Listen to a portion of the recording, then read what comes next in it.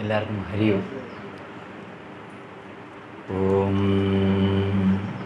സദാശിവസമാരംഭാം ശങ്കരാചാര്യമധ്യമാം അസ്മദാചാര്യപര്യന്താം വന്ദേ ഗുരുപരമ്പരാം. ശ്രുതിസ്മൃതിപുരാണാനാമാലയം കരുണാലയം നമാമി ഭഗവത്പാദം ശങ്കരം ലോകശങ്കരം.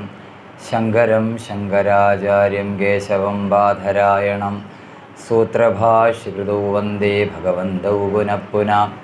ഈശ്വരോ ഗുരുരാത്മേതി മൂർത്തിഭേദവിഭാഗിനി വ്യോമവദ്വ്യാപ്തദേഹായ ദക്ഷിണാമൂർത്തയേ നമഃ.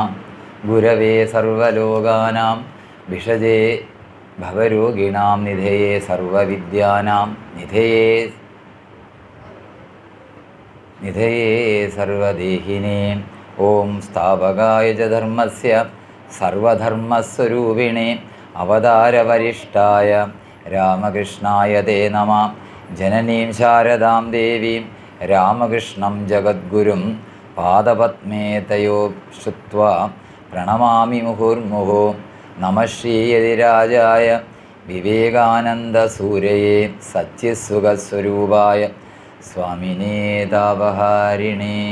ഓം ഗും ഗുരുഭ്യോ നമഃ. എല്ലാവർക്കും നമസ്കാരം.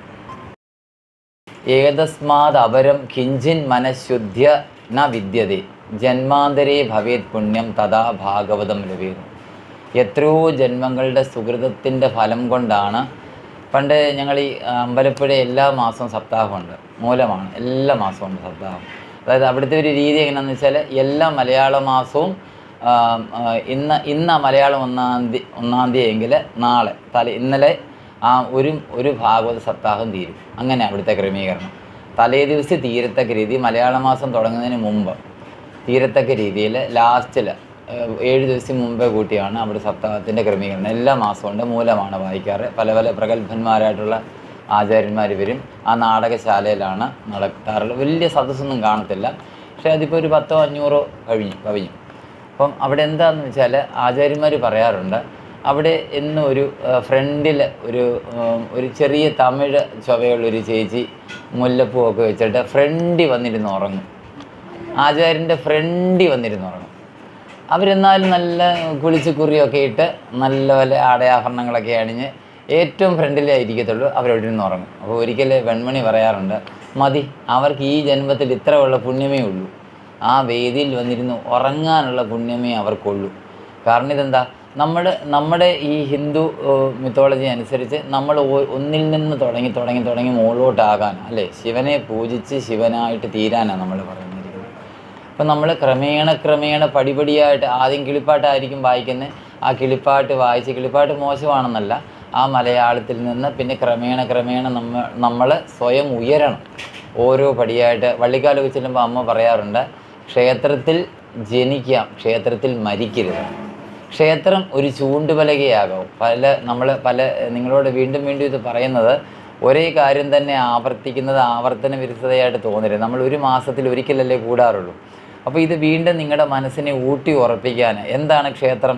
ക്ഷയാത്രായതേ ഇതി ക്ഷേത്രം, അല്ലേ? ഭഗവത്ഗീത ഭഗവാൻ പറയുന്നുണ്ട്, ഇതം ശരീരം കൗന്ദേയ ക്ഷേത്രമിത്യഭിധീയത. നിൻ്റെ പഞ്ചപ്രാകാരമായിരിക്കുന്ന ആ ശരീരത്തെയാണ് ക്ഷേത്രം. അതിൽ കുടികൊള്ളുന്നവനാണ് ഞാൻ, അല്ലേ? അപ്പം നമ്മളൊരു ക്ഷേത്രത്തിൽ പോകുമ്പോൾ ഈ ഒരു പ്രോട്ടോക്കോളിൽ വേണം പോകാൻ.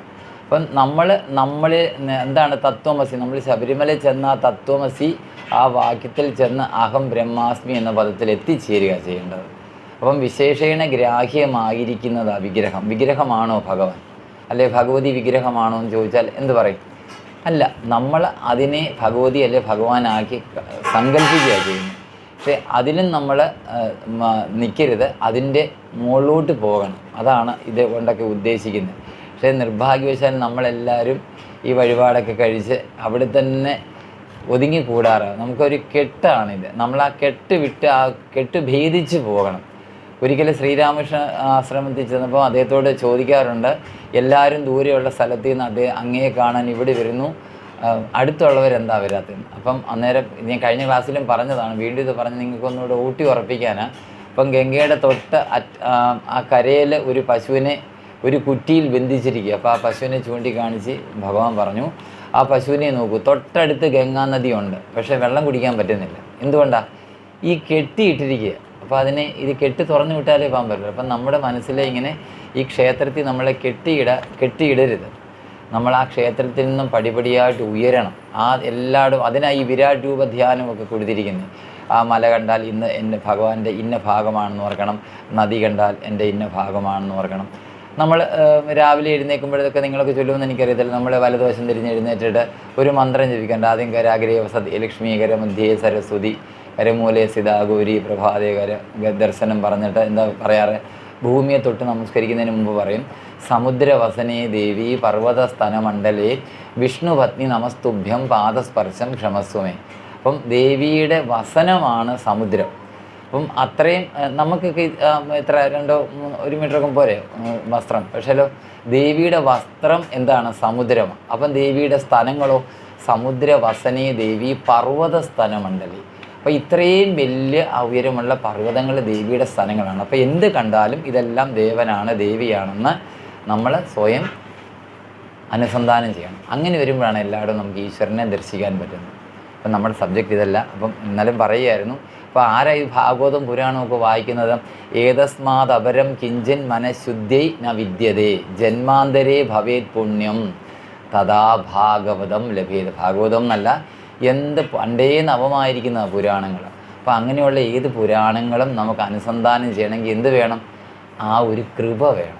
കൃപയില്ലെങ്കിൽ നമ്മൾ വീണ്ടും നമ്മൾ ആ ഹരിനാമകീർത്തനത്തിൽ പറഞ്ഞ പോലെ ഇങ്ങനെ വെള്ളത്തിലെ കുമിളകൾ പോലെ പൊട്ടി പൊട്ടി വീണ്ടും മരിച്ചും ജനിച്ചും ഇങ്ങനെ പോകത്തേ ഉള്ളൂ. അപ്പോൾ അതിനൊന്നും ഇടവരുത്താതെ നമുക്ക് കുറച്ച് പേർക്കെങ്കിലും ഭഗവാന് ഈ ഒരു അനുഗ്രഹം തരുന്നുണ്ടല്ലോ, അതിനായിട്ട് ഭഗവാനെ നമസ്കരിക്കുന്നു. നമുക്ക് ഹരിനാമകീർത്തനമാണ് നമ്മുടെ സബ്ജക്റ്റ്. അപ്പോൾ നമ്മൾ 13 ശീലികൾ വരെ വായിച്ചായിരുന്നു. എന്നാലും നമുക്ക് എല്ലാവരോടും ശ്രീരാമകൃഷ്ണനൊക്കെ പറയുന്ന പോലെ ഒരാൾ ജപിക്കുന്നതല്ല, എല്ലാവരും കൂടെ ഒരേപോലെ നമ്മൾ ജപിക്കുമ്പോൾ അതിനൊരു ചൈതന്യം അല്ലേ. ഭാഗവതത്തിലും പറഞ്ഞ എന്താ, 10 ലക്ഷണമുള്ള പുരാണമാണ് ശ്രീമദ് ഭാഗവതം. 12 സ്കന്ധങ്ങളുണ്ട്, 335 അധ്യായങ്ങളുണ്ട്, 18,000 ശ്ലോകങ്ങളുണ്ട്. എന്നിട്ട് ലാസ്റ്റിൽ കൊണ്ട് ക്രോഡീകരിച്ച് എന്തുവാ? ഭവേ ഭവേ യഥാ ഭക്തി പാദയോസ്തവ ജായതേ തഥാ കുരുഷ്വദേവേശ നാദസ്ത്വം നോയത പ്രഭോ നാമസങ്കീർത്തനം യസ്യ സർവപാപപ്രണാശനം പ്രണാമോ ദുഃഖശമന തം നമാമി ഹരിംബരം. അപ്പം ഈ നാമസങ്കീർത്തനമാണ് നമുക്ക് വേണ്ടത്. ഇല്ലാത്തതും അതിനാണ് അപ്പം നമുക്ക് വേണ്ടത്. അപ്പം ഇത് കേട്ടാൽ മതി. ശ്രീമദ് ഭാഗവതം ശ്രാവ്യം, ഇതൊക്കെ കേട്ടാൽ മതി. ആ കേൾക്കുന്നവനാണ് ചൊല്ലുന്നതിനേക്കാളും ആ പദത്തിലെത്താൻ പറ്റുന്നത്, ഭഗവാന്റെ അടുത്തോട്ടെത്താൻ പറ്റുന്നത്. അതുകൊണ്ട് നമുക്ക് ആ ഹരിനാമകീർത്തന പറഞ്ഞിടം വരെ ഒന്ന് ജപിക്കാം. നാരായണായ നമ നാരായണായ നമ നാരായണായ നമ നാരായണായ നമ നാരായണ സകല സന്താപനാശന ജഗന്നാഥ വിഷ്ണു ഹരി നാരായണായ നമ. ഓംകാരമായ പൊരുൾ 3 പിരിഞ്ഞുടനെ ആങ്കാരമായതിനു താൻ തന്നെ സാക്ഷിയത് ബോധം വരുത്തുവതിനാളായി നിന്ന പരമാചാര്യരൂപ ഹരിനാരായണായ നമ. ഒന്നായ നിന്നെ ഇഹ രണ്ടെന്നു കണ്ടളവിൽ ഉണ്ടായൊരിണ്ടൽ ബധമിണ്ടാവതല്ല മമ. പണ്ടേ കണക്കെ വരുവാൻ നിൻ കൃപാവലികൾ ഉണ്ടാകയെങ്കലിഹ നാരായണായ നമ. ആനന്ദചിന്മയ ഹരേ ഗോപികാരമണ ഞാനെന്ന ഭാവമതു തോന്നായിക വേണമിഹ. തോന്നുന്നതാകിലഖിലം ഞാനിതെന്ന വഴി തോന്നേണമേ വരദ നാരായണായ നമ. അർക്കാനലാതി വെളിവൊക്കെ ഗ്രഹിക്കുമൊരു കണ്ണിന്നു കണ്ണു മനമാകുന്ന കണ്ണതിന് കണ്ണായിരുന്ന പൊരുൾ താനെന്നുറയ്ക്കുമളവാനന്ദമെന്തു ഹരി നാരായണായ നമ. ഹരിനാമകീർത്തനമിതുരജൈവതിന്നു ഗുരു അരുളാലെ ദേവകളും അരുൾ ചെയ്യുക ഭൂസുരരും. നരനായി ജനിച്ചു ഭുവി മരണം ഭവിപ്പളവും ഉരചെയ്വതിന്നരുൾക നാരായണായ നമ. ശ്രീമൂലമായ പ്രകൃതിങ്കൽ തുടങ്ങി ജനനാന്ത്യത്തോളം പരമഹാമായ തൻ്റെ ഗതി. ജന്മങ്ങളും പല കഴിഞ്ഞാലുമില്ലവധി കർമ്മത്തിനും പരമനാരായണായ നമ. ഗർഭസ്ഥനായി ഭുവി ജനിച്ചും മരിച്ചുമുദകപ്പോള പോലെ ജനനാന്ത്യേന നിത്യഗതി. ത്വൽഭക്തി വർദ്ധനമുദിക്കേണമെൻ മനസി നിത്യം തൊഴായി വരിക നാരായണായ നമ. നത്താരിൽ മാനിനി മണാളൻ പുരാണ പുരുഷൻ ഭക്തവത്സലനനന്ദാദിഹീനനിധി. ചിത്തത്തിൽ അച്യുത കളിപ്പന്തലിട്ടു വിളയാടിയിടുകൻ മനസി നാരായണായ നമ. പച്ചക്കിളിപ്പവിഴപാൽ മുത്തവർണ്ണ നിറം ഇച്ഛിപ്പവർക്കു ഷടാധാരം കടന്നുപരി. വിശ്വസ്ഥിതി പ്രളയ സൃഷ്ടിക്കു സത്വരജസ്തമോഭേദരൂപഹരി നാരായണായ നമ. തത്വത്തിനുള്ളിലുദയം ചെയ്തിടുന്ന പൊരുൾ എത്തിയിടുവാൻ ഗുരുപദാന്തേ ഭജിപ്പവന്. മുക്തിക്കുതക്കൊരുപദേശം തരും ജനനം അറ്റിയിടുമന്നവനു നാരായണായ നമ. എൻ ഭാവമൊക്കെ അറിവാൻ ചിത്രഗുപ്തനുടെ സമ്പൂർണ്ണ ലിഖിതഗിരം കേട്ടു ധർമ്മപതി. എമ്പക്കലുള്ള ദുരിതം പാർത്തു കാണുമളവംഭോരുഭാക്ഷ ഹരിനാരായണായ നമ. നക്ഷത്രപംക്തികളുമിന്ദുപ്രകാശവും ഒളിക്കും ദിവാകരനുദിച്ചങ്ങുയർന്നളവിൽ. പക്ഷീഗണം ഗരുഡനെ കണ്ടു കൈതൊഴുത് രക്ഷിക്കയെന്നടിമ നാരായണായ നമ. മത്പ്രാണനും പരനുമൊന്നെന്നുറപ്പവന് തത്പ്രാണദേഹവുമനിത്യം കളത്രധനം. സ്വപ്നാദിയിൽ പലതു കണ്ടിട്ടുണർന്നവനോടൊപ്പം ഗ്രഹിക്ക ഹരിനാരായണായ നമ. അൻപേണമെൻ മനസി ശ്രീനീലകണ്ഠഗുരു അംഭോരുഹാക്ഷമിതി വാഴ്ത്തുന്നു ഞാനുമിക. അമ്പത്തൊരക്ഷരവും ഓരോന്നിതെന്മൊഴിയിൽ അൻപോടു ചേർക്ക ഹരി നാരായണായ നമ. ഇത്രയും ശീലുകൾ വരെയായിരുന്നു നമ്മൾ നേരത്തെ നമ്മൾ അനുസ്മരിച്ചത്. ഇന്നത്തെ ഒന്നാമത്തെ ഓങ്കാരമായ പൊരുളുകൊണ്ട് ആചാര്യനെ നമസ്കരിച്ചു. ഒന്നായി നിന്നെ ഇഹ രണ്ടെന്ന് കണ്ടവൾ അങ്ങനത്തെ ആ ശീലുകൊണ്ട് മായ മാറണമെന്ന് ഭഗവാനോട് അപേക്ഷിച്ചു. ആനന്ദ ചിന്മയ എന്ന ശീലുകൊണ്ട് അഹംഭാവം ഉണ്ടാകരുതെന്ന് നമ്മൾ ഭഗവാനോട് പ്രാർത്ഥിച്ചു. അർക്കാനലാദി ആ ശീലുകൊണ്ട് ഈശ്വരൻ താനെന്ന് ഉറയ്ക്കുമ്പോൾ പരമാനന്ദം ഉണ്ടാകുമെന്ന് നമ്മൾ അനുസ്മരിച്ചു. ഹരിനാമ കീർത്തനം ഈ അഞ്ചാമത്തെ ശീല് മുതൽ ഹരി ശ്രീ ഗണപതേ നമ എന്നുള്ള ആ ഒരു ശീലിലാണ് പോകുന്നത്. ഹരി അതുകൊണ്ട് ഹരിനാമ കീർത്തനത്തെ ചൊല്ലുന്നതിന് ഗുരുക്കന്മാരുടെ അനുഗ്രഹം വേണമെന്ന് പറഞ്ഞു. ശ്രീമൂലമായ ശീലുകൊണ്ട് മൂലപ്രകൃതിയായ മായ മാറത്തില്ല, ഒടുങ്ങത്തില്ല. എന്തുകൊണ്ടാണ്? ഭഗവാന്റെ തിരുനാമങ്ങൾ ജപിക്കാതെ ഒടുങ്ങത്തില്ലെന്ന് പറഞ്ഞു. ഗാ കൊണ്ട് ഗർഭസ്ഥനായ ഭൂമി കൊണ്ട് ഭക്തി വർദ്ധിക്കേണ്ടത് എത്രയും ആവശ്യമാണെന്ന് നമ്മൾ അനുസ്മരിച്ചു. നത്താരിൽ മാനിന് കൊണ്ട് ഭക്തി വർധനത്തിന് കാരണം ഭഗവത് ധ്യാനമാണെന്ന് നമ്മൾ അനുസ്മരിച്ചു.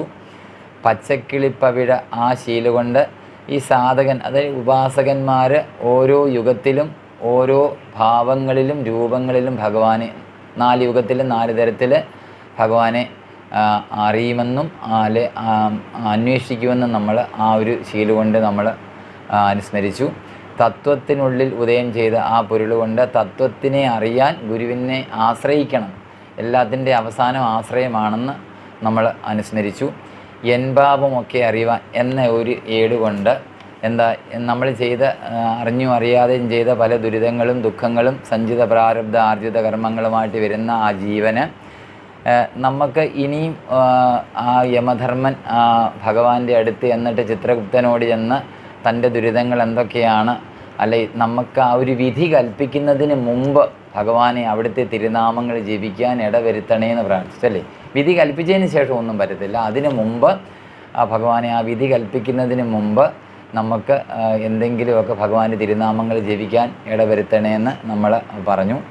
പിന്നെ നക്ഷത്ര പങ്ക്തികളും ആ ഒരു ശീലുകൊണ്ട് മോക്ഷകാരണമായ ജ്ഞാനമുണ്ടായാൽ അജ്ഞാനം നീങ്ങുമെന്ന് നമ്മൾ അനുസ്മരിച്ചു. പിന്നെ ഹരിശ്രീ ഗണപതയ നമ എന്നുള്ളതിൻ്റെ മായ്ക്കകത്ത് മത്പ്രാണനും ജീവേശ്വരന്മാർ ഒന്നെന്ന് ഭാവിക്കുമ്പോൾ പ്രപഞ്ചം നശിക്കും, ഇതെല്ലാം ഒന്നാണെന്നുള്ള ഭാവം വരുമ്പോൾ ഈ അഹങ്കാരം പോകുമെന്ന് നമ്മൾ അനുസ്മരിച്ചു. പിന്നെ നമ്മൾ ലാസ്റ്റിൽ പറഞ്ഞത് പിന്നെ ആ മുതൽ തുടങ്ങുകയാണ് അൻപേണമെൻ മനസ്സി. അതിന് അദ്ദേഹത്തിൻ്റെ, അതായത് ഈ എഴുത്തച്ഛൻ്റെ അച്ഛനെ തന്നെ ഗുരുവായിട്ട് നീലകണ്ഠ തീർത്ഥപാദ ആചാര്യനെ തന്നെ നമ്മൾ നമസ്കരിച്ചു. ഇത്രയും വരെ ശീലുകളാണ് നമ്മൾ പറഞ്ഞത്. അപ്പോൾ ഇതിനകത്ത് ഞാൻ ഈ ശ്രീമദ് ഭാഗവതത്തിലെ പഞ്ചമസ്കന്ധത്തിൽ നമ്മൾ ഒരു 28 നരകങ്ങളെക്കുറിച്ച് പറയുന്നുണ്ട്. അപ്പോൾ എന്തുകൊണ്ടാണ് ഈ നരകങ്ങളെക്കുറിച്ച് പറയുന്നത്? നമ്മൾ കഴിവതും പാപങ്ങൾ ചെയ്യാതിരിക്കാനാണ് ആചാര്യന്മാരിതൊക്കെ കൂടിയിരിക്കുന്നത്. നമ്മൾ ഒരു പട്ടിയെ നമ്മൾ കല്ലെറിയുമ്പോൾ പണ്ട് സ്വാമി ഒരു കഥ പറഞ്ഞ് നിങ്ങൾ ചില അമ്മമാരൊക്കെ കേട്ടല്ലേ, ഒരാടെ കാറ്റൂരി വിട്ടു എന്നിട്ട് അദ്ദേഹം കുറേ ദൂരം സൈക്കിള് തെള്ളിക്കൊണ്ടുപോയി. അതേ അനുഭവം സ്വാമിക്ക് വന്നൊരു കഥ സ്വാമി ആദ്യത്തെ ക്ലാസ്സിനാന്ന് തോന്നുന്നു അല്ലേ. അതെപ്പോഴും നമ്മൾ അനുസ്മരിക്കും. എന്താണെന്ന് വെച്ചാൽ നമ്മൾ എന്ത് കർമ്മം ചെയ്താലും ഇതിനെല്ലാം ഒരു പ്രതിപ്രവർത്തനമുണ്ട്. അപ്പം നമ്മൾ കഴിവതും ഞങ്ങളെ ടീച്ചർ വേദാന്തം പഠിപ്പിക്കുന്ന സമയത്ത് പറയും, നിങ്ങളിപ്പോൾ ആരെങ്കിലും അമ്മമാർ മാളികപ്പുറമായിട്ട് ശബരിമല പോയി, ഈ ശബരിമല പോയതിൻ്റെ ഒരു കർമ്മം നിങ്ങൾക്ക് എന്തെങ്കിലും കിട്ടും. അപ്പം നമുക്ക് എത്ര ജന്മമുണ്ടെന്ന് നമുക്കറിയത്തില്ല. യുധിഷ്ഠിര മഹാരാജ് ചോദിക്കുന്നില്ല, എന്താണ് ഈ ലോകത്തെ ഏറ്റവും വലിയ ഒരു അത്ഭുതം? അതെന്താണെന്ന് വെച്ചാൽ തൻ്റെ തൊട്ടപ്പുറത്തെ വീട്ടിൽ ഒരാൾ മരിക്കുമ്പോഴും ഞാനിത് കാണുകയാണ്, പക്ഷെ ഒരിക്കലും ഞാൻ മരിക്കുമെന്ന് ഞാൻ ചിന്തിക്കുന്നില്ല. ഇതാണ് ഏറ്റവും വലിയ അത്ഭുതം. ഈ ലോകത്തിലെ ഏറ്റവും വലിയ അത്ഭുതം നമ്മൾ മരിക്കുമെന്ന് നമ്മൾ ചിന്തിക്കുന്നതേ ഇല്ല. ഈ പരീക്ഷിത്തും ഈ ഖഡ്വാങ്കനും ഒക്കെ, ഖഡ്വാങ്കൻ ഒരു മാത്ര കൊണ്ട് മരിക്കുമെന്ന് മനസ്സിലാക്കി അദ്ദേഹം ഭഗവാനെ സ്മരിച്ച് മോക്ഷം കിട്ടി. പിന്നോ പരീക്ഷിത്ത് 7 ദിവസം കൊണ്ട് മരിക്കുമെന്നറിഞ്ഞ്, തക്ഷകൻ്റെ ദംശ്രമേറ്റ് മരിക്കുമെന്നറിഞ്ഞ് അദ്ദേഹം ആ 7 ദിവസം കൊണ്ട് ഞാൻ ആരെ ഭജിക്കണം, ആരെ പൂജിക്കണം എന്ന് ചോദിച്ച്, വേറൊന്നും ഗർഭത്തിലേ വെച്ച് ഞാൻ പരീക്ഷണം നേരിട്ടത്, അതുകൊണ്ട് ഞാൻ ബോധവാനായി എന്ന് സ്വയം തീരുമാനിച്ച് ആ ഭഗവാന്റെ ആ ശ്രീമദ് ഭാഗവതം ആ ഗംഗാ നദീതടത്തിരുന്ന് കേട്ട് അദ്ദേഹവും ആ മരണത്തെ സ്വീകരിക്കുകയാണ് ചെയ്തത്. ആ ലയം അപ്പം നിഗമകൽപ്പതരോർഗളിതം ഫലം ശുഖമുഖാത് അമൃതദ്രവ സംയുതം പിബത ഭാഗവതം രസമാലയം മുഹുരഹൂരസികാ ഭുവി ഭാവുക എന്നാണോ നമുക്ക് ആ ലയം ഉണ്ടാകുന്നത്. അതുവരെ ഇതെല്ലാം വേണം. പക്ഷെ നമുക്കൊരു കോവണി വേണം ആ കെട്ടിടത്തിൻ്റെ മുകളിലോട്ട് കയറിപ്പോവാൻ. പക്ഷേ കെട്ടിടത്തിൻ്റെ മുകളിൽ ചെന്നാൽ പിന്നെ കോവണി വേണ്ടെന്ന് പറയാറുണ്ടോ? ഈ മഹത്തുക്കൾ ഗുരുക്കന്മാരാരും വിഗ്രഹാരാധനയെ നിരസിക്കാത്തതിൻ്റെ കാര്യവും അതാണ്. നമ്മുടെ ഈ മനസ്സിനെ എവിടെയെങ്കിലും ഒന്ന് ക്രോഡീകരിക്കാൻ, ഉറപ്പിക്കാൻ ഒരു ബിന്ദു ആവശ്യം, ഒരു ഉപാധിയാണ് ഈ ക്ഷേത്രങ്ങളെല്ലാം. പക്ഷേ ഇതിൻ്റെ അപ്പുറത്തോട്ട് നമ്മൾ പോകണം. ഷഡാധാരം ഭേദിച്ച് പോയെങ്കിലേ നമുക്ക് ഈശ്വരനെ അറിയാൻ പറ്റത്തുള്ളൂ. അപ്പോൾ എങ്ങനെയാണ് പറ്റുന്നത്? ഈ സത്സംഗേ നിസ്സംഗത്വം, നിസ്സംഗത്വേ നിർമോഹത്വം, നിർമോഹത്വേ നിശ്ചലതത്വം, നിശ്ചലതത്വേ ജീവൻ മുക്തി. നിരന്തരമായിട്ടുള്ള ആ ഒരു ത്വര കൊണ്ട് മാത്രമേ, ആ കഴിഞ്ഞ ക്ലാസ്സിൽ സാറ് പറഞ്ഞായിരുന്നു 4 പേരെ എന്നെ വിളിക്കുന്നുള്ളൂ പറഞ്ഞായിരുന്നല്ലോ. ആർദ്ധന്മാർ, ജിജ്ഞാസു, അർദ്ധാർത്ഥി, ജ്ഞാനി. ഇതിനകത്ത് ജ്ഞാനിയാണ് ഞാൻ ഇഷ്ടപ്പെടുന്നു എന്നാണ് ഭഗവാൻ പറഞ്ഞു.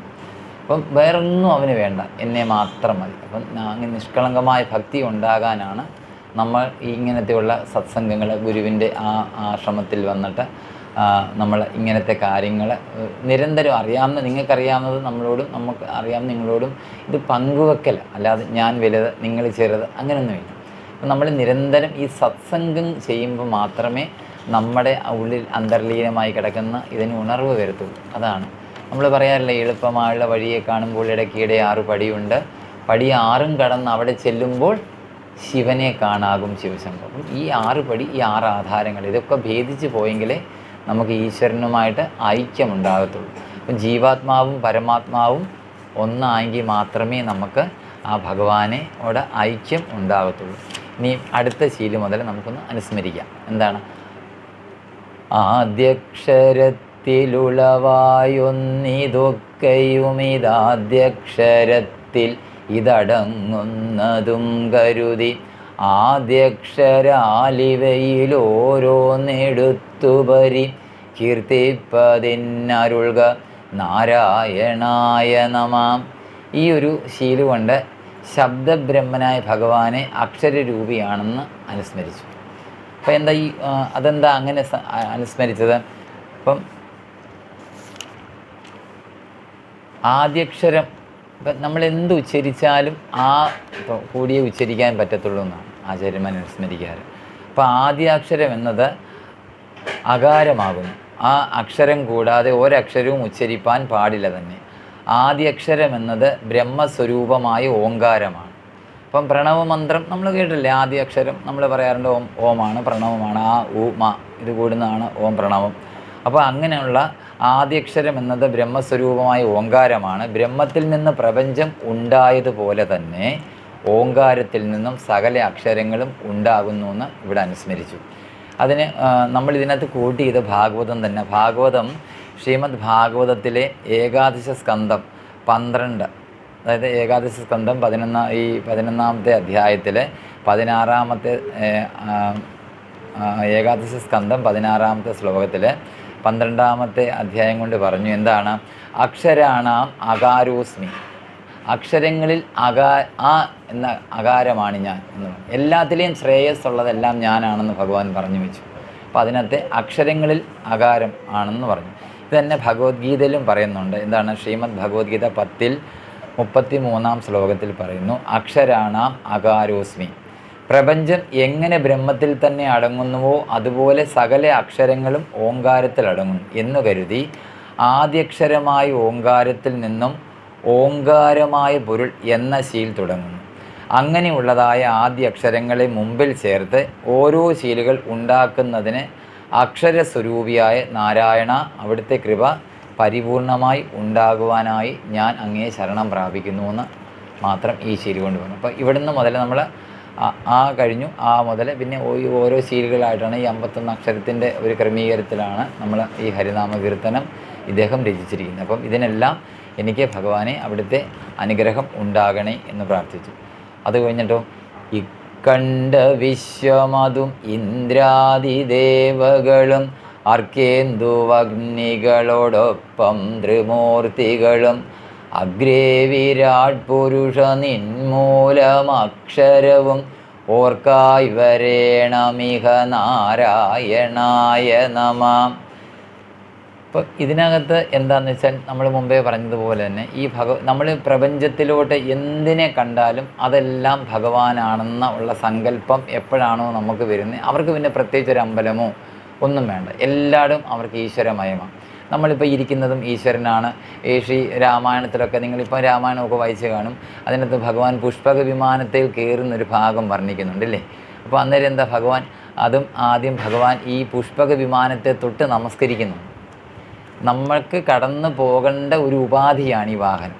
പക്ഷേ എങ്കിൽ പോലും പള്ളിക്കാർ ചെല്ലുമ്പോൾ അമ്മയും പറയും, നമ്മൾ എവിടെ ഇരിക്കുമ്പോഴും എഴുന്നേൽക്കുമ്പോഴൊക്കെ അവിടെ തൊട്ട് നമസ്കരിച്ച് എഴുന്നേൽക്കുമ്പോഴൊക്കെ എന്താ, എൻ്റെ അമ്മ ഞങ്ങളെ തയ്ച്ചാണ് വളർത്തിയത്. അമ്മയ്ക്ക് ബ്ലൗസ് തയ്ക്കുന്നതായിരുന്നു പണി. അപ്പം ഞങ്ങളൊക്കെ പഠിക്കുന്ന സമയത്ത് അമ്മ 10-20 ബ്ലൗസ് ഇങ്ങനെ വെട്ടിയിട്ട് തരും. അപ്പം നമ്മളോട് പറഞ്ഞാൽ എൻ്റെ കൈ വെച്ച് തയ്ച്ചതാണ്, കൈ വെച്ച് തയ്ക്കണം. അപ്പോൾ ഇതെന്നാലേ അമ്മയ്ക്ക് ചേർക്കാൻ സൗകര്യമുള്ളൂ. ഈ ഉടലോട് ഈ കൈ ചേർക്കണമെങ്കിൽ. അപ്പോൾ ഈ അമ്മ രാവിലെ എത്ര തിരക്കാണേലും അഥവാ കുളിച്ചില്ലെങ്കിൽ ചെയ്തൊന്ന് തയ്ച്ചു തരാൻ ചോദിക്കുമ്പോൾ അയ്യോ ഞാൻ കുളിച്ചില്ല, അല്ലെങ്കിൽ ആ മിഷനിലോട്ട് ഇരിക്കുമ്പം അമ്മ ആ മിഷനെ ഒന്ന് തൊട്ട് നമസ്കരിക്കുന്നത് ഞാനിത് കണ്ട് ശീലിച്ച ഒരു സമ്പ്രദായം. അതുപോലെ അമ്മ ആ കത്രിക എടുക്കുമ്പം ആ കത്രികയിൽ നിന്ന് തൊട്ട് നമസ്കരിക്കും. അല്ല, ഞങ്ങളുടെ അടുത്ത് ദേവീക്ഷേത്രം പുത്തൻകാവിലമ്മയാണ്. പുത്തൻകാവ് ദേവീക്ഷേത്രം എന്നൊരു ദേവി. അപ്പം എൻ്റെ പുത്തൻകാവിലമ്മ ഇന്ന് മനസ്സുകൊണ്ട് പറഞ്ഞ് ഇത്തരം തൊട്ട് നമസ്കരിക്കുന്ന ഒരു സമ്പ്രദായമുണ്ട്. ഇതെന്താ, ഇതൊക്കെ നമ്മളെ ഒരു ഈശ്വരീയത, അതിനൊരു ചീത്ത നമുക്ക് കാണാൻ പറ്റത്തില്ല. നമ്മളെവിടെ ഇരിക്കുമ്പോഴും എഴുന്നേൽക്കുമ്പോഴും ഒക്കെ അവിടെ തൊട്ട് നമസ്കരിച്ചിരിക്കുമ്പോഴൊക്കെ നമ്മൾ ശരിക്ക് ഇപ്പം നമുക്ക് നല്ലപോലെ ഇരിക്കാൻ പറ്റുന്ന ഈ ഭൂമി നല്ലപോലെ കിടക്കുന്നതുകൊണ്ടല്ലേ. നേരെ മറിച്ച് ഇവിടെ പ്രക്ഷുബ്ധമായ ഒരു അന്തരീക്ഷമാണ്, ഇവിടെ നമുക്ക് ഇരിക്കാൻ പറ്റും. അപ്പം നമ്മൾ ഇതൊക്കെ വലിയ വിശാലമായ ഒരു കാഴ്ചപ്പാട്. അപ്പം നമ്മൾ രാവിലെ എഴുന്നേൽക്കുമ്പോൾ മുതൽ നമുക്കൊരു കാഴ്ചപ്പാട് ഇപ്പം ബാലകുലത്തിലെ പിള്ളേരോടൊക്കെ പറഞ്ഞു കൊടുക്കുന്നതിൻ്റെ കാരണമൊക്കെ ഇതുകൊണ്ടാണ്. അപ്പം തന്നെ ഇപ്പം ഈ WHO തന്നെ പറയുന്നുണ്ട്, നമ്മളിപ്പം രാവിലെ ചാടിപ്പിടിച്ച് എഴുന്നേറ്റാൽ കിടക്കയിൽ നിന്ന് ചാടിപ്പിടിച്ച് ഇപ്പം പലർക്കും ഇയർ ബാലൻസിൻ്റെ ഒക്കെ പ്രോബ്ലം ഇല്ലേ. ഇത് സയൻസ് പരമായിട്ടൊരു വശം. പക്ഷേ നമ്മളിതിനെയൊക്കെ ഈശ്വരീയമായിട്ട് കണക്ട് ചെയ്തു. നമ്മൾ കുളിക്കുമ്പോഴും എന്താ ചെയ്യുന്നത്, 2 കൈയിലും വെള്ളം എടുത്തിട്ട് ഗംഗേ ജൈമുനി ജൈവ ഗോദാവരി സരസ്വതി നർമ്മദേ സിന്ധു കാവേരി ജലേസ്മിൻ സന്നിധം എന്ന് പറഞ്ഞ് ഇതിലോട്ട് ആചമിക്കുമ്പം ആ 7 നദികളും ഇതിലോട്ട് വന്നു എന്ന് ഒരു സങ്കല്പം അല്ലേ. അങ്ങനെയല്ലേ പല്ല് തേക്കുമ്പോൾ ക്ലിം കാമദേവായ നമ എന്ന് പല്ല് തേച്ച് വടക്കോട്ട് തുപ്പണം. ഇതൊക്കെ പറഞ്ഞു വെച്ചിരിക്കുന്നതിൻ്റെ അർത്ഥം ഇതെല്ലാം നമ്മൾ ഈശ്വരീയമായിട്ട് കണക്ട് ചെയ്തു. അവിടെയൊക്കെ നമുക്ക് അതുകൊണ്ട് ദോഷമൊന്നും ഉണ്ടായിട്ടില്ല. പക്ഷേ ഇതൊക്കെ നോക്കാതെ ചെയ്യുമ്പോൾ ഇപ്പം ചാടി പിടിച്ച് എഴുന്നേൽക്കുമ്പോഴൊക്കെ നമുക്ക് എളുപ്പം ഈ ഇയർ ബാലൻസ് ഒക്കെ ഉള്ളവർക്കാകുമ്പോൾ എളുപ്പം തല ചുറ്റൽ വരും. പക്ഷേ ഇത് നേരെ മറിച്ച് നമ്മളിങ്ങനെ ആ കട്ടിലേക്ക് കിടന്നുകൊണ്ട് നാമമൊക്കെ ജപിച്ച് തൊട്ട് തലയിൽ വെക്കുമ്പം നമ്മുടെ ആ അഴുക്ക് ഊർജ്ജങ്ങളെല്ലാം പോകുന്നുണ്ട്. പക്ഷേ അതിനെയൊക്കെ പൂർവ്വസൂരികൾ ഒരു ഈശ്വരീയത കണ്ടു അല്ലേ. പണ്ട് എല്ലാത്തിനും അങ്ങനെ, എല്ലാത്തിനും ഒരു ഈശ്വരീയത കണ്ടതുകൊണ്ട് അവർക്ക് എല്ലാത്തിനും ഒരു ദോഷവും വന്നില്ല. പക്ഷേ ഇപ്പം ഇതെല്ലാവരും അക്സെപ്റ്റ് ചെയ്യാൻ ബുദ്ധിമുട്ടുള്ളതുകൊണ്ട് അവർക്കൊക്കെ ഒരു പോരായ്മ വരുന്നുമുണ്ട്. അപ്പോൾ എല്ലാത്തിൻ്റെ അവസാനം ആണ് നമ്മുടെ ബുദ്ധിയുടെ അവസാനം വരുന്നിടത്താണ് ഈശ്വരൻ്റെ ബുദ്ധി തുടങ്ങുന്നതെന്ന് ചിലർ പറയാറുണ്ട്. അപ്പം നമ്മൾ ഈ മനസ്സിലാക്കിയതിനേക്കാളൊക്കെ വലിയ ഒരു അർത്ഥം ഇതിനൊക്കെ ഉണ്ട്. അപ്പം നമ്മൾ അതിനോട്ട് തിരിയുകയാണ് ഇതിനകത്തൊക്കെയുള്ള നമ്മളിതൊക്കെ അറിയുമ്പം നമ്മൾ ചെയ്യേണ്ട ഒരു കാര്യം അതാണ്. അപ്പോൾ എന്താണ് ഈ കണ്ട വിശ്വം? അപ്പോൾ ഈ പ്രപഞ്ചം ഈ വിരാട് സ്വരൂപ ധ്യാനമാണ്. അപ്പം ഈ വിരാട് പുരുഷൻ എന്തിനാണ് ഭാവന ചെയ്യുന്നത്? പ്രപഞ്ച നാനാത്വത്തെ ഏകത്വ ബ്രഹ്മമായി ഭാവന ചെയ്യുന്നതാണ് ആ വിരാട് രൂപധ്യാനം. ആ വിരാട് പുരുഷൻ എന്നാൽ 14 ലോകവും നിറഞ്ഞ ഒരു പുരുഷനെയാണ് വിരാട് സ്വരൂപമായിട്ട് കാണുന്നത്. അപ്പം നിങ്ങളൊക്കെ പുരുഷ സൂക്തം മന്ത്രം കേട്ടിട്ടുണ്ടല്ലേ.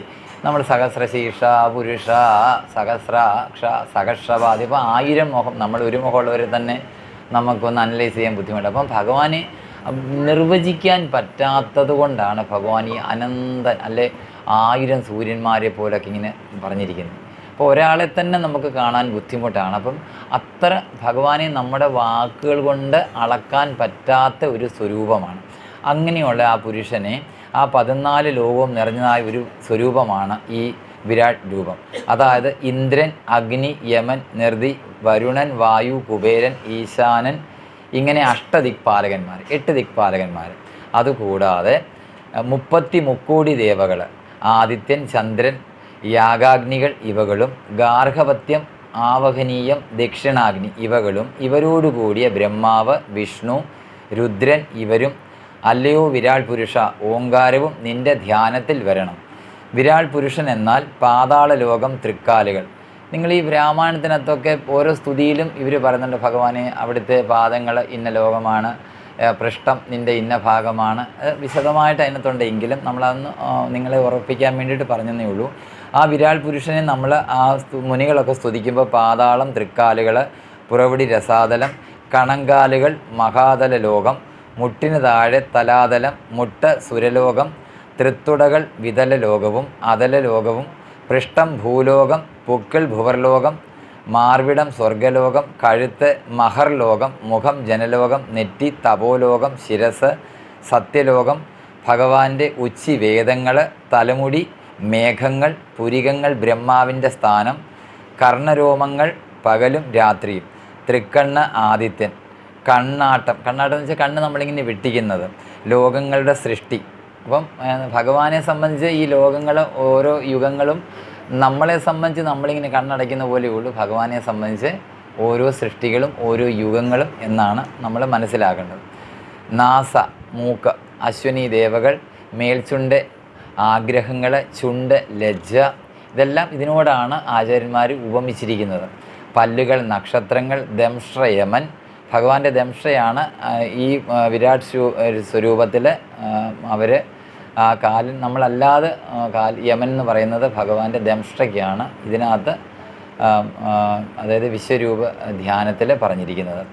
പുഞ്ചിരി മായയുടെ വിളയാട്ടം, ശ്വാസം കാറ്റ്, നാക്ക് വെള്ളം, വാക്കുകൾ പക്ഷികൾ, വായ സിദ്ധവിദ്യാധരന്മാർ, പിന്നെ മുഖം അഗ്നി, കൈകൾ ദേവകൾക്ക് അധിപരായ ഇന്ദ്രാദികൾ, മുഖം ധർമ്മം, പൃഷ്ഠം പുറഭാഗം അധർമ്മം, മനസ്സ് ചന്ദ്രൻ, ഹൃദയം സത്വാദി ഗുണങ്ങൾ, വയറ് സമുദ്രമാണ്, വസ്ത്രം 2 സന്ധ്യകളാണ്, പ്രജാപതി ബ്രഹ്മാവും വൃഷണങ്ങൾ, മിത്രൻ പിൻചന്തി അതായത് പൃഷ്ഠഭാഗം, മൃഗക്കൂട്ടങ്ങൾ, കാൽനഖങ്ങൾ, ആന കുതിര ഒട്ടകം മുതലായവ നടപ്പുകാലം ഇപ്പം നടക്കുന്ന കാലം, മുഖം ബ്രാഹ്മണൻ, കൈകൾ ക്ഷത്രിയൻ, തുട വൈശ്യൻ, കാൽ ശൂദ്രൻ, വീര്യം ക്രിയാദികൾ തുടങ്ങിയവയെല്ലാം മായയാണെന്ന് എൻ്റെ മനസ്സിൽ തോന്നുവാനായി നാരായണ നിന്നെ നമസ്കരിക്കുന്നു. അപ്പോൾ ഇത്രയും ഭാഗങ്ങൾ ഇല്ലാത്തൊരു ലോകത്തിലില്ല. ഇതെല്ലാം ഭഗവാന്റെ ഇന്ന ഭാഗങ്ങളാണെന്ന് നമ്മൾ അനുസന്ധാനം ചെയ്യുമ്പം എല്ലാം. പിന്നെ പ്രത്യേകിച്ച് ഒരു ക്ഷേത്രത്തിൽ പോകേണ്ട കാര്യം ഇല്ല. ആദ്യമേ സ്വാമി സന്യാസത്തെക്കുറിച്ച് പറഞ്ഞു. ഈ സന്യാസത്തിൻ്റെ എല്ലാം അർത്ഥവും ഇത് തന്നെയാണ്. എല്ലാത്തിലും ഒന്നിനെ കാണുക, പലതിനെ ഒന്നായിട്ട് കാണുക. അപ്പം നമ്മൾ ആദ്യമേ ഹരിനാമകീർത്തത്തിൽ ആ ഓ ചേർത്ത ഭാഗത്തിൽ പറഞ്ഞു ഒന്നായി നിന്നയിക രണ്ടെന്ന് കണ്ടുള്ളൂ. അപ്പം നമുക്ക് പലതായിട്ട് തോന്നുന്ന ഭാവം മാറ്റിത്തരാനാണ് നമ്മൾ ഭഗവാനെ ആശ്രയിക്കേണ്ടത്. പിന്നോ ഈ വന്ന മോഹമകലെപ്പോവതിന്നു പുനരീവണ്ണമുള്ളൊരുപദേശങ്ങളിൽ ഉലകിൽ ജീവന്നു കൃഷ്ണ ഹരി ഗോവിന്ദ രാമതിരു നാമങ്ങളൊന്നൊഴികെ നാരായണായ നമാം. ഈ ഒരു ശീലം കൊണ്ട് അജ്ഞാന നിവൃത്തിക്ക് ഭഗവത് നാമങ്ങൾ ഉച്ചരിക്കണമെന്ന്. നമ്മുടെ അജ്ഞാനം മാറണമെങ്കിൽ വീണ്ടും വീണ്ടും അത് ആചാര്യന്മാരെപ്പോഴും നമ്മൾ ഈ ഭാഗവത സപ്താഹങ്ങളിലൊക്കെ പോയാൽ ഇടയ്ക്കിടയ്ക്ക് ഓരോ അധ്യായങ്ങളും കഴിയുമ്പോഴും പറയും സർവത്ര ഗോവിന്ദനാമ സങ്കീർത്തനം. പലരും ഉറക്കത്തിലായിരിക്കും, എങ്കിലും ഇടയ്ക്കിടയ്ക്കത് പറയിക്കുന്ന ഓരോ അധ്യായങ്ങൾ കഴിയുമ്പോഴും ആ അധ്യായം സമർപ്പിച്ച് ഭഗവാന്റെ പാദത്തിലോട്ട് സമർപ്പിച്ചു. അപ്പം അന്നേരമെങ്കിലും ആ ജീവനൊരു ഉണർവുണ്ടാകണം. ഇടയ്ക്കിടയ്ക്കത് പറയുന്നതിൻ്റെ കാരണം അതുകൊണ്ടാണ്. അപ്പോൾ ഈ അജ്ഞാനം മാറണമെങ്കിൽ അപ്പോൾ എന്താ നമ്മുടെ ഈ വ്യവഹാരത്തിൽ നമ്മളെപ്പോലുള്ള ആൾക്കാരുടെ ഈ മനസ്സ് എവിടെയൊക്കെയായിരിക്കും? മനുഷ്യർക്ക് മായാസംബന്ധമായ മോഹം എവിടെയൊക്കെയാണ്? പുത്രൻ, മിത്രം, അപ്പം എൻ്റെ ഭാര്യ, എൻ്റെ മോനെ, അല്ലെ എൻ്റെ സാധനം, എൻ്റെ വസ്തു, എൻ്റെ കാറ്, എൻ്റെ വീട്, ഇങ്ങനെയൊക്കെ ഉള്ളതിലൊക്കെ നമ്മുടെ മനസ്സ് വ്യവഹരിച്ചിരിക്കുക. അപ്പം പുത്രമിത്ര കളത്രാദികൾ, ധനധാന്യാദികൾ, ഗ്രഹങ്ങൾ, പശുക്കൾ. ഇത് പണ്ട് പശുക്കൾ ഒക്കെ ഉണ്ടായിരുന്നു, ഇപ്പം പശുക്കളൊക്കെ കുറവാണ്. അപ്പം ഇങ്ങനെയൊക്കെ ഉള്ളതിനോട് ഇപ്പം ഇതൊക്കെയായിരുന്നു നമ്മുടെ പണ്ടത്തെ സമ്പത്ത്. ഇപ്പം ആ പശുക്കൾക്ക് പകരം വേറെ ഓരോന്നൊക്കെയായി സമ്പത്ത്. കൂടുതലും പശുക്കൾക്ക് ഉപരി ഇപ്പം പട്ടികളായി, ലക്ഷങ്ങൾ വിലയുള്ള പട്ടികളൊക്കെ ഓരോ വീട്ടിൽ. അപ്പോൾ ഇതിലൊക്കെയായിരിക്കും മനസ്സ് കൂടുതലായിട്ടും വരികയാണ്. അപ്പം ഈ ഞാനെന്നും എൻ്റേതെന്നും ഉള്ള മഹാമോഹം വർദ്ധിച്ചിരിക്കുന്നു. അപ്പോൾ ഇതിൽ തന്നെയാണ്. അപ്പോൾ എനിക്ക് എത്ര കിട്ടിയാലും, അർത്ഥം എത്ര കിട്ടിയാലും ഇതിനെ കൂട്ടണമെന്നേ ഞാൻ ചിന്തിക്കാറുള്ളൂ, അല്ലേ? ആരെങ്കിലും എനിക്ക് സുഖം തരുന്നു, ഭഗവാൻ എനിക്ക് സുഖം കൂടുതലാണെന്ന് ഇവിടെ ഇരിക്കുന്ന ആരും പറയുമെന്ന് എനിക്ക് തോന്നുന്നില്ല. നമ്മളെല്ലാവരും ഈ സുഖത്തിൽ ഭ്രമിക്കുന്നവരായതുകൊണ്ട് നമ്മളെല്ലാവരും ഈ സുഖത്തിൽ തന്നെ അതിനെ എത്ര കൂട്ടാം. 10 സെൻറ്റ് സ്ഥലമുണ്ടെങ്കിൽ ഞാൻ അതിൻ്റെ തൊട്ടപ്പുറത്ത് ഇച്ചിരി സ്ഥലം വന്നാൽ എങ്ങനെയെങ്കിലും ലോൺ വെച്ചിട്ട് ആ 5 കൂടി മേടിക്കാനല്ലേ നോക്കത്തുള്ളൂ. അല്ല, നമുക്കിതുകൊണ്ട് തൃപ്തിപ്പെടാം. അപ്പം ഭഗവാൻ ഏകാദശ സ്കന്ധത്തിൽ ഭഗവാനോട് ചോദിക്കുന്നുണ്ട്, ആരാണ് ധനികൻ, ആരാണ് ദരിദ്രൻ? അപ്പം ഭഗവാൻ പറയുന്നൊരു മറുപടി ഉണ്ട്, ഉള്ളതിൽ സംതൃപ്തി കണ്ടെത്തുന്നവൻ. എനിക്കിത്രയേ ഉള്ളൂ, ഇതുകൊണ്ട് എനിക്ക് സംതൃപ്തനാണ്. അല്ലാതെ അംബാനി പോകുന്ന പോലെ എനിക്ക് പോകണ്ട. അപ്പം ഇതിൽ ഞാൻ സംതൃപ്തനാണോ? ഞാൻ ധനികൻ. എത്ര കിട്ടിയാലും ആ പുള്ളി പോകുന്ന പോലെ അല്ല, അതിലും വില കൂടിയ കാർ എനിക്ക് കിട്ടിയില്ല എന്നിങ്ങനെ പരിതപിച്ചിരിക്കുന്നവൻ ദരിദ്രൻ. അപ്പോൾ ഉള്ളതിൽ സംതൃപ്തി കണ്ടെത്തുന്നവനാണ് ധനികൻ. എത്ര കിട്ടിയാലും പോരാ എന്ന് തോന്നുന്നവനാണ് ദരിദ്രൻ. ഇതാണ് ഭഗവാൻ പറയുന്ന മറുപടി. അപ്പോൾ ഇങ്ങനെയൊക്കെയുള്ള അപ്പം നമ്മൾ ഈ വ്യവഹാരത്തിൽ എനിക്ക് എൻ്റെ ഭാര്യ, എൻ്റെ കുഞ്ഞുങ്ങൾ, എൻ്റെ അമ്മ, എൻ്റെ വീട്, ഇങ്ങനെയൊക്കെയുള്ളതിലായിരിക്കും നമ്മുടെയൊക്കെ മോഹം. അപ്പോൾ അങ്ങനെയുള്ളതായ മോഹം തീരണമെങ്കിൽ അതിന് വലുതായ ഒരു ഉപദേശമുണ്ട്. അതെന്താണ്? ഈ വലുതായ ഉപദേശം ആചാര്യന്മാർ പറഞ്ഞിരിക്കുന്നത് ഹരേ രാമ, നാരായണ, കൃഷ്ണ, അച്യുത, ഗോവിന്ദ, ഇങ്ങനെയൊക്കെയുള്ള. പണ്ട് ചില ആൾക്കാരൊക്കെ ഇങ്ങനെ ഹാച്ചി എന്ന് വെച്ചാലും ഹരിയോ, അല്ലെ ഹരിനാരായണ, അല്ലെ ശിവനെ, ഇങ്ങനെയൊക്കെ പറയുന്നുണ്ട്. അതെന്തുകൊണ്ടാണ്? അപ്പോഴൊക്കെ നമ്മുടെ മനസ്സിനെ ആ ഭഗവാങ്കിലോട്ട് അടുപ്പിക്കാൻ വേണ്ടിയിട്ടാണ്. പണ്ടൊരു കൊതുമ്പ് വെള്ളക്കാരൻ്റെ കഥ പറയാറില്ലേ? എപ്പോഴും എങ്ങനെ വേണം നമ്മളെ ഒരു കൊതുമ്പ് വെള്ളം, അല്ലെങ്കിൽ ഭഗവത്ഗീത പറയുന്നുണ്ട് പത്മപത്ര വിഭാംബസു. ഈ താമര എവിടെ ഉണ്ടാകുന്നേ? താമര നല്ല വെള്ളത്തിലാണ്, ആ ചെളിക്കുണ്ടത്തിലാണ് താമര ഉണ്ടാകുന്നത്. പക്ഷേ താമരയിൽ എവിടെയെങ്കിലും ചെളി പറ്റിയിരിക്കുന്നത് കണ്ടിട്ടുണ്ടോ? അമ്മമാരെല്ലാം കണ്ടിട്ടുണ്ട്. താമര ഇതളയിൽ ചെളി ഇങ്ങനെ പറ്റിയിരിക്കുന്നു, അത് സ്പ്ലിറ്റായി പോകും. അപ്പോൾ ഇതുപോലെ വേണം നമുക്കൊന്നിനും അറ്റാച്ച്മെൻറ്റ്. ഇതെല്ലാം വേണ്ടെന്നല്ല, നമുക്ക് വീട് വേണം, വസ്ത്രം വേണം, എല്ലാ സൗകര്യങ്ങളും വേണം. പക്ഷേ ഇതിൽ തന്നെയാണോ മനസ്സ് രമിക്കുന്നതെങ്കിൽ നമുക്ക് നമ്മൾ എന്ത് അവസാന നിമിഷം ചിന്തിക്കുന്നോ അതായി തീരും. നമ്മൾ ഈ കളയവരും ഈ ശരീരം ത്യജിക്കുന്ന സമയത്ത് എന്താണോ നമ്മുടെ മനസ്സിൽ ആഗ്രഹം അതായിട്ട് പുനർജനിക്കേണ്ടി വരും. അപ്പം നമ്മൾ ആ സമയം മുതലേ എപ്പോഴും നമ്മുടെ മനസ്സിനെ അകറ്റി നമ്മൾ എന്താണ് പുരുഷാർത്ഥങ്ങൾ, ധർമാർത്ഥ കാമ മോക്ഷങ്ങളാണ് നമുക്ക് സാധിക്കേണ്ടത് എന്നുള്ള ഒരു ചിന്ത എപ്പോഴും ഊട്ടി ഉറപ്പിക്കാൻ എന്ത് വേണം?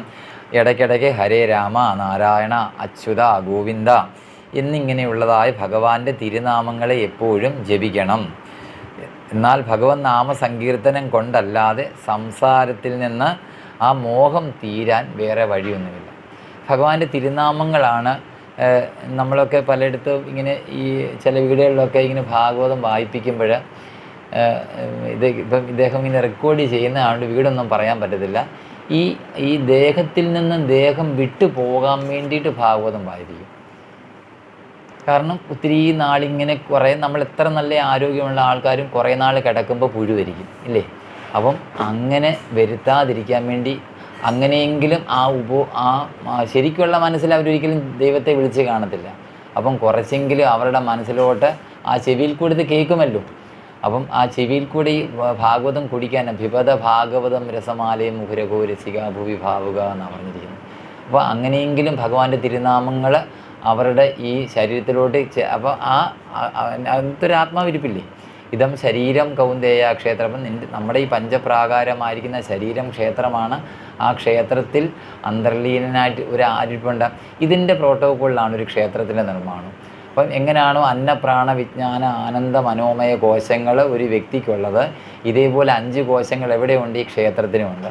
അപ്പം നമ്മൾ ഒരു സാധകൻ അല്ലെങ്കിൽ ഒരു ഉപാസകൻ അവിടെ ചെല്ലുമ്പം ഈ 5 കോശങ്ങളും ആ ദേവതയുടെ 5 കോശങ്ങളുമായിട്ട് ലയിപ്പിച്ച് വേണം ദർശനം. എന്താണ്? ദൃശ്യതേ ഇതി ദർശനം, ദൃശ്യതേ നേന ഇത് ദർശനം, ഉൾക്കാഴ്ചയുള്ള കാഴ്ച ദർശനം. അല്ലെ നമ്മൾ വിശേഷേണ ഗ്രാഹ്യമായിരിക്കുന്ന ആ വിഗ്രഹത്തെ കണ്ടാൽ ഇത് ഭഗവാനാണെന്ന് തെറ്റിദ്ധരിച്ച് തിരിച്ചു വരരുത്. പണ്ട് ഞാൻ ആദ്യകാലങ്ങളിൽ ശ്രീരാമകൃഷ്ണാശ്രമത്തിൽ പോകുമ്പം അവിടെ ഞാൻ ഒത്തിരി റെസ്പെക്റ്റ് ചെയ്യുന്ന ഒരു തിരുമേനി എന്നോട് പറഞ്ഞൊരു കഥയുണ്ട്. ഒരിക്കൽ ഈ ശ്രീരാമകൃഷ്ണാശ്രമത്തിലെ ഉപദേശക കമ്മിറ്റിയിലെ ഒരു സ്വാമി ഉണ്ടായിരുന്നു. അതായത് ഗുരുവായൂർ ദേവസ്ഥത്തിലെ ഈ ശ്രീരാമകൃഷ്ണാശ്രമത്തിലെ ഒരു സ്വാമി അവിടുത്തെ അഡ്വൈസറി മെമ്പറായിട്ടുണ്ടായിരുന്നു. അപ്പം ഒരു മീറ്റിങ്ങിന് ഇവരെല്ലാം കൂടി ഒത്തുചേർന്നപ്പോൾ ഇവരെല്ലാം കൂടി പറഞ്ഞു, ബ്രാഹ്മണോത്തമന്മാർ പറഞ്ഞു, സ്വാമി ഞങ്ങൾ പോയി ഇന്ന് ഭഗവാനെ തൊഴുതിട്ട് വരാം. അപ്പം സ്വാമി ചിരിച്ചിട്ട് പറഞ്ഞു, ശരി നിങ്ങളെന്നാൽ പോയി തൊഴുതിട്ട് പോകാം, നമുക്ക് മീറ്റിംഗ് തുടങ്ങുന്നതിന് മുമ്പ് വന്നാൽ മതി എന്ന് പറഞ്ഞു. അത് കഴിഞ്ഞ് ഇവർ തിരിച്ചു വന്നപ്പോഴത്തേക്ക് സ്വാമി ചോദിച്ചു, നല്ലപോലെ ഭഗവാനെ തൊഴുതോ? അപ്പോൾ ഇവർ പറഞ്ഞു, നല്ല അലങ്കാരമായിരുന്നു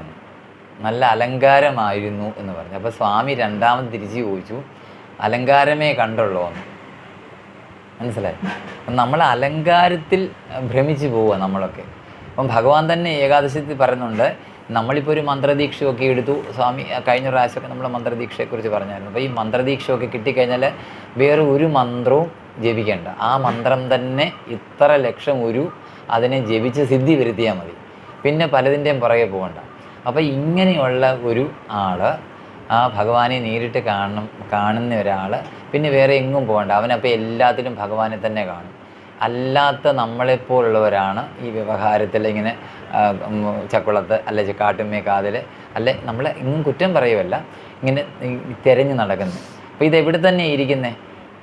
ഈശ്വര സർവഭൂതാനാം ഹൃദ്ദേശേ അർജുന തിഷ്ഠതി. നിൻ്റെ ലളിതാ സഹസ്രനാമത്തിൽ ദേവിക്കൊരു പേരുണ്ട്, അന്തർമുഖ സമാരാധ്യ ബഹിർമുഖ സുദർലഭ.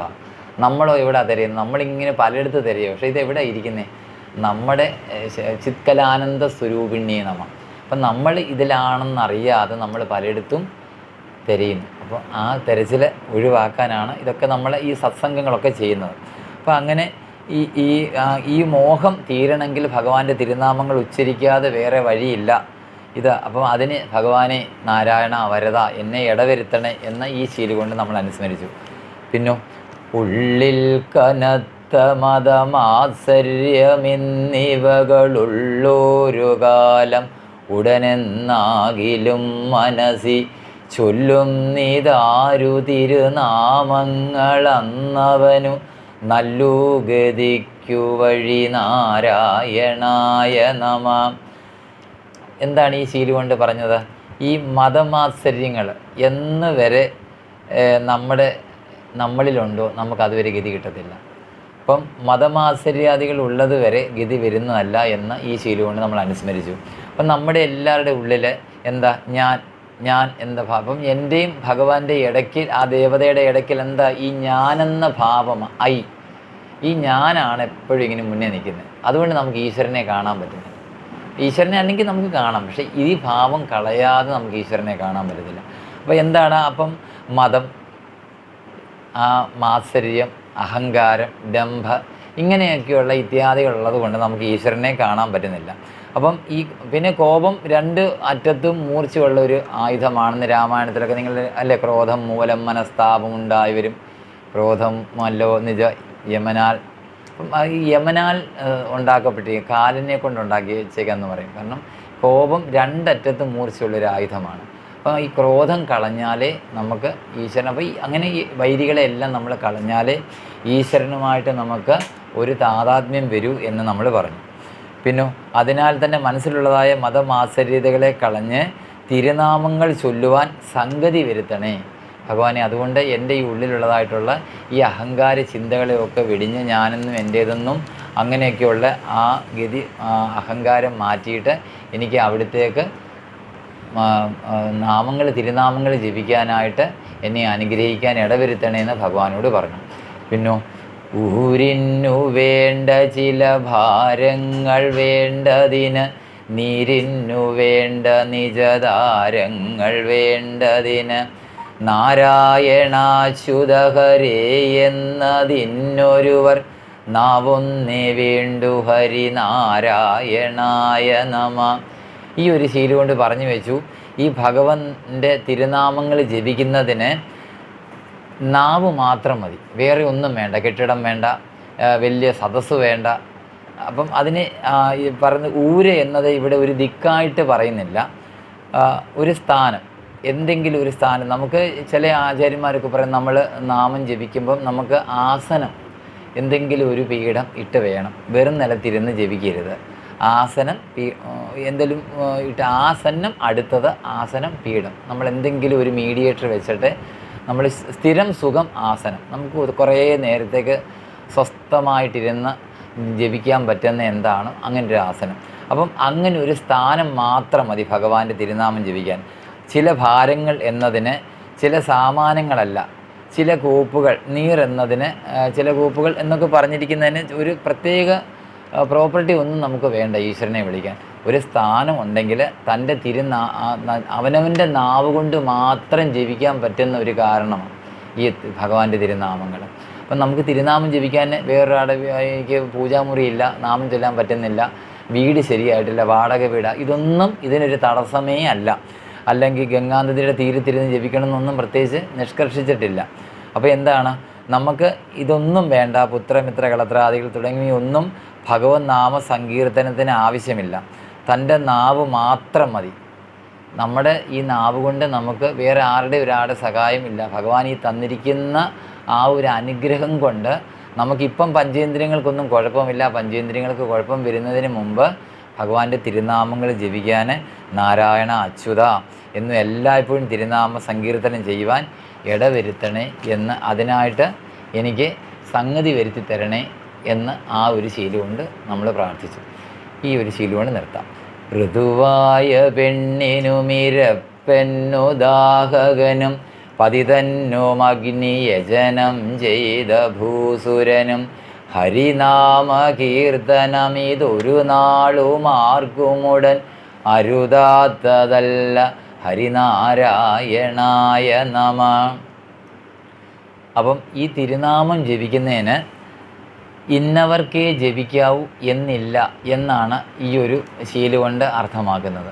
അപ്പോൾ ഋതുവായ പെണ്ണ്, നിങ്ങൾക്കൊക്കെ അറിയാം, ഈ മാസമുറ ആണ് ഇവിടെ ഉദ്ദേശിക്കുന്നത്. അപ്പം സ്ത്രീകളുടെ തീണ്ടായിരി ഈ ബ്രഹ്മത്തിന് ദോഷമാവും എന്ന് പറയാറുണ്ട്. അപ്പം നമ്മൾ അറിയാമല്ലോ, അങ്ങനെയൊക്കെയുള്ള സ്ഥലങ്ങളിൽ നമ്മളൊരു ക്ഷേത്രത്തിൽ പോകത്തില്ല. അപ്പം നമ്മൾ അശുദ്ധമാണെന്നറിഞ്ഞാൽ ആ ക്ഷേത്രത്തിൽ പോകാൻ പാടില്ല, പക്ഷേ ഹരിനാമകീർത്തനം ജപിക്കാം.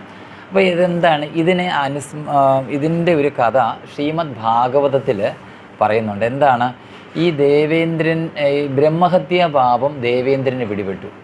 അപ്പം ദേവേന്ദ്രൻ തൻ്റെ ഗുരുനാഥനെ ആദ്യമേ ഒരു സഭയിൽ വെച്ച് തൻ്റെ സുധർമ്മ സഭയിലോട്ട് ഈ മഹർഷി, അതായത് ആചാര്യൻ കയറി വന്ന സമയത്ത് ഇദ്ദേഹം ശചീദേവിയുടെ കൂട്ടത്തിൽ ആ വ്യവഹാരത്തിലിരുന്ന സമയത്ത് ഗുരു വരുന്നത് കണ്ടിട്ട് ഇദ്ദേഹം മാനിച്ചില്ല.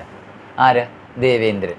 അപ്പോൾ ആ സുധർമ്മ സഭയിലോട്ട് ദേവഗുരു കയറി വന്നപ്പോൾ അപ്പം എപ്പോഴും ഗുരുവിൻ്റെയും ആ ദേവതയുടെയും പുറകിലേ നടക്കുക, ഗുരുവിൻ്റെ മുമ്പിൽ കയറി നടക്കരുത്. അതാണ് നമ്മുടെ ഭാരതീയ ഒരു സങ്കല്പം. അപ്പം അങ്ങനെ വന്നപ്പം ഗുരു വന്നാൽ എന്ത് ചെയ്യണം? ഗുരുവിനെ അവിടുന്ന് സ്വീകരിക്കണം. അവിടുന്ന് സ്വീകരിച്ച് ആചമനങ്ങളൊക്കെ ചെയ്ത് ധൂപദീപങ്ങളാലൊക്കെ ഒഴിഞ്ഞ് ആചമിച്ച് ഗുരുവിനെ ഇരുത്തിയതിന് ഗുരു പറയും, ആജ്ഞ കൊടുക്കും. എന്നതിന് ശേഷമേ ആരിയ്ക്കാവൂ? ഈ ശിഷ്യൻ രാജാവാണെങ്കിലും ഇരിക്കാവൂ. പക്ഷേ അങ്ങനെ എപ്പോഴും വരുന്ന ആൾക്ക്, ചില ആചാര്യന്മാർ അങ്ങനെയാണ് സ്മരിക്കുക, എപ്പോഴും കയറി വരുന്ന ആളല്ലേ, വലുതായിട്ട് ഗൗനിച്ചില്ല. അങ്ങനെ വന്നപ്പോൾ എന്ത് സംഭവിച്ചു? ഗുരുവിന് മനസ്സിലായി തൻ്റെ ശിഷ്യന് ഇച്ചിരി മതം, മുമ്പേ പറഞ്ഞ പോലെ ഇച്ചിരി അഹങ്കാരം വർദ്ധിച്ചു വന്നു. അപ്പം ഗുരു എന്ത് ചെയ്തു? തൻ്റെ ശരീരത്തെ അപ്രത്യക്ഷമാക്കിയപ്പോഴത്തേക്ക് എന്ത് സംഭവിക്കും? ഗുരുത്വം നശിച്ചാൽ എന്താ സംഭവിക്കുന്നത്? ശത്രുക്കൾ ആക്രമിക്കും. അങ്ങനെ ഈ ദേവേന്ദ്രനെ ശത്രുക്കൾ ആക്രമിച്ചു. അങ്ങനെ ദേവേന്ദ്രനെ എളുപ്പമെന്ന് ബ്രഹ്മാവിനെ സമീപിച്ചു. ബ്രഹ്മാവ് പറഞ്ഞു, ഒരു നിർവാഹവും ഇല്ല. അപ്പോൾ എന്താ, ഗുരുത്വം നശിച്ചാൽ പിന്നെ ബുദ്ധിമുട്ടാണ്. അപ്പം അങ്ങനെ ബ്രഹ്മാവ് തന്നെ നിർദ്ദേശിച്ചു, ഇന്ന പോലെ നിങ്ങൾക്ക് നിങ്ങളുടെ കുലത്തിൽ തന്നെ ഒരു ഗുരുനാഥനുണ്ട്, വിരൂപാക്ഷൻ. ആ വിശ്വരൂപനെ ഗുരുവാക്കിയിട്ട് ആ വിരൂപാക്ഷനെ കൊണ്ട് ചെയ്യിക്കാം, അങ്ങനെ മന്ത്രം സ്വീകരിക്കാം എന്ന് പറഞ്ഞിട്ട് ഇവർ ഒരു പ്രസിദ്ധമായ നാരായണ കവച മന്ത്രം സ്വീകരിച്ചു. ഭയങ്കര പ്രസിദ്ധമായ മന്ത്രമാണ് നാരായണ കവചം. ഇതും കഴിഞ്ഞിട്ടും ഇദ്ദേഹം ഈ വൃത്രാസുരനെ കൊല്ലുക ചെയ്യുന്നത്. അപ്പോൾ എന്താ, ഈ ഹവിസ് അസുരന്മാർക്കും കുറച്ച് കൊടുത്തപ്പോൾ ദേവേന്ദ്രൻ ഇഷ്ടപ്പെട്ടില്ല. അങ്ങനെ വജ്രായുധം കൊണ്ട് ഈ ഗുരുനാഥനെ വധിച്ചത് ആ വലിയ ബ്രഹ്മഹത്യാ പാപം എന്ത് ചെയ്തു? അത് വലിയ ബ്രഹ്മഹത്യയായി. ആ ബ്രഹ്മഹത്യാ പാപം പിടിപെട്ടപ്പോൾ അപ്പം വൃത്രാസുരനെ ദേവേന്ദ്രൻ വധിച്ചത് കൊണ്ട്, മറ്റേ ആ വജ്രായുധം കൊണ്ട് വധിച്ചുകൊണ്ട് വരുന്ന പാപം തീർക്കാൻ വേണ്ടിയിട്ട് ബ്രഹ്മാവ് ബൃഹസ്പതിയുടെ ആ ഉപദേശം കൊണ്ട് ഈ പാപത്തെ 4ആയിട്ട് വിഭജിച്ചു. ഇത് വളരെ പ്രശസ്തമാണ്. ശ്രീമദ് ഭാഗവതത്തിൽ പറഞ്ഞ കഥയാണിത്, ഭാഗവതത്തിലുള്ളതാണ്. അതിനകത്തെ ഒരു ഭാഗമാണ് സ്ത്രീകൾ സ്വീകരിക്കുന്നത്. ആ സ്ത്രീകൾ സ്വീകരിച്ച് ആ പാപത്തിൻ്റെ അതിൻ്റെ ഒരു ഭാഗമാണ് ഇവർക്ക് ഈ തീണ്ടായിരിയായിട്ട് വരുന്നത്, ഈ മാസമുറയായിട്ട് വരുന്നത്. അതിൻ്റെ ഒരു ഭാഗം വൃക്ഷങ്ങളിൽ കറയായി പോയി. ഒരു ഭാഗം 4 ഭാഗമായിട്ട് അതിനെ പങ്കിട്ടു. ഒരു ഭാഗം സ്ത്രീകൾ ഏറ്റെടുത്തു, ഒരു ഭാഗം വൃക്ഷങ്ങളിൽ കറയായിട്ട് പോയി, ഒരു ഭാഗം വെള്ളത്തിൽ പതയായി. നമ്മളൊക്കെ ഇങ്ങനെ വെള്ളത്തിലൊക്കെ ചെന്നിരിക്കുമ്പോൾ ഇങ്ങനെ നൊരയും പതയൊക്കെ വരുന്ന കണ്ടിട്ടില്ലേ?